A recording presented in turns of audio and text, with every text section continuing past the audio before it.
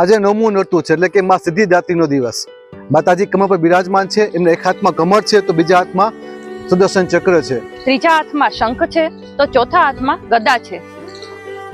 માતાજી પાસે વૈશ્વિક અને આધ્યાત્મિક શક્તિઓનો ભંડાર છે। માતાજી તેમના 9 સ્વરૂપ સાથે તેમના ભક્તોની યાત્રાને પરિપૂર્ણ કરે છે।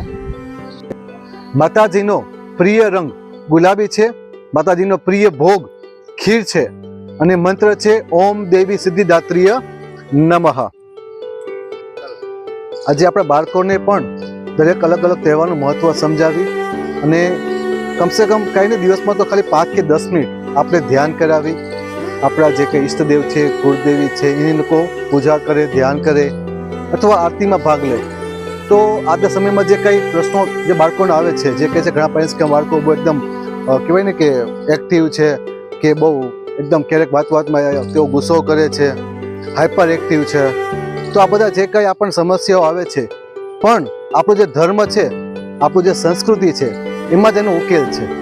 કારણ કે આજના સમયમાં જો આપણે આ બધું કરતા રહીશું, ધાર્મિક પ્રવૃત્તિઓ કરતા રહીશું તો આપણા બાળકોમાં જે સ્વભાવ છે એમાં શાલીનતા આવશે અને એમના સ્વભાવને પણ સારો બનાવશે, તેઓ ખુશ રહેશે અને લાઈફમાં એને કાંઈ કરવા માટે શક્તિઓ પણ એ ભગવાન કે ઈષ્ટદેવ કે આપણા કુળદેવી તે પ્રદાન કરશે।